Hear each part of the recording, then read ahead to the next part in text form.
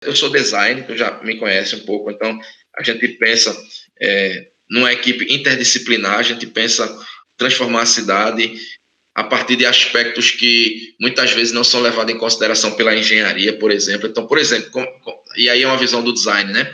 Você tem lá uma parada de ônibus, um exemplo, Andrés, do que é que a gente quer trazer do design para o processo colaborativo da cidade. Você tem uma parada de ônibus, aí vamos entrar na questão dos mobiliários urbanos. Aí se você analisar uma parada de ônibus, ela é retangular, quando o sol bate nela, ela faz uma sombra para um lado bem longe da onde o local que a pessoa fica, e a pessoa fica debaixo da parada de ônibus no sol quente. Já notou isso?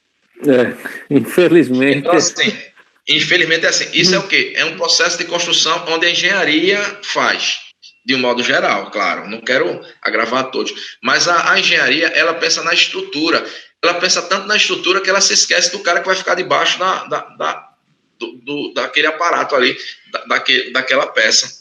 Entende? Então, assim, a gente precisa de um ponto de ônibus que, no mínimo, dê sombra para a pessoa ficar debaixo dele, entende? Então, a gente tem que levar em consideração a ergonomia, a gente deve levar em consideração a estética do ponto de vista da cidade que a gente quer construir. Então, assim, não basta botar uma parada de ônibus, a gente tem que botar uma parada de ônibus que dê sombra, entendeu? Para as pessoas usarem aquilo. Então, a usabilidade daqui, eu estou falando só como exemplo do que o design vai poder contribuir com a cidade. Então, assim, só um exemplo, essa questão da parada de ônibus. Então, assim, a gente precisa, sim, de uma estrutura que seja pensada do ponto de vista da engenharia, que seja sólida, que dure muitos anos, que não caia, né? Mas a gente precisa que essa estrutura também seja usada pelas pessoas, a usabilidade também é importante. Então, que dê sombra para as pessoas. E que, além de dar sombra para as pessoas, ela possa ser estética, porque as pessoas também precisam de uma cidade bonita. E a diferença entre uma parada de ônibus que não funciona do ponto de vista da ergonomia, do ponto de vista da usabilidade, do ponto de vista da estética, e uma parada de ônibus que funcione nessas dimensões, é o mesmo, o preço será o mesmo para a prefeitura, entende? Então, assim, o que está faltando é a gente olhar determinadas dimensões, como, por exemplo, olhar o usuário, né? Poxa, a gente tem que olhar esse usuário precisa ser contemplado, a sombra precisa ir para ele, entende? Então, nessa perspectiva, o design ele vai se inserir no contexto de colaboração com a cidade para que a gente repense alguns detalhes como esse que eu estou falando. Outro co-vereador que estará nessa construção é o Arthur Sá. Arthur Sá, ele é arquiteto, ele trabalha com duas dimensões, a mobilidade urbana e também com a questão de iluminação, ele tem essas especialidades. Mas ele é arquiteto, tem uma visão geral da arquitetura também. O Padre Heleno é um educador, todos esses são co-vereadores, né?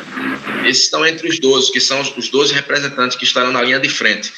O Padre Heleno, ele é diretor do Colégio Diocesano, ele é um educador, é um padre da comunidade do Nova Caruaru, é católico e também faz parte da bancada cidadã. O Micael, ele é um profissional da área da saúde, ele é enfermeiro, funcionário do Mestre Vitalino, ele é um representante da luta dos profissionais da saúde, né?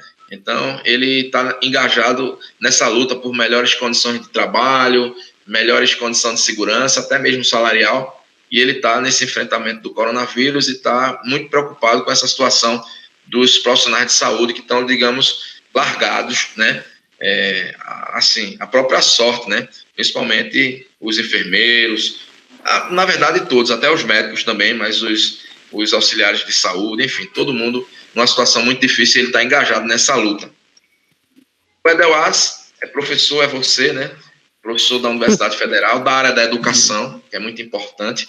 A nossa proposta não é nem ser de oposição, nem ser de situação, mas sim de colaboração com a cidade. Então, na hora que a gente precisar elogiar, a gente vai elogiar, na hora que a gente precisar criticar, nós vamos criticar, até porque a gente precisa fazer uma análise muito justa para que a gente avance na educação. Então, se por um acaso a gente encontrar aspectos que a gente precisa elogiar, nós estaremos elogiando, porque faz parte do conceito, inclusive estruturado, escrito, combinado com todos os co-vereadores, que a proposta nossa é realmente ser uma bancada de colaboração com a cidade.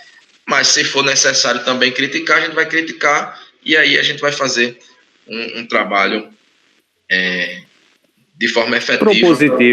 Propositivo, que é o papel do vereador, legislar e fiscalizar. O que os vereadores, de um modo geral, esquecem é que eles são um dos 3 poderes do Estado no ponto de vista da cidade, no município, né?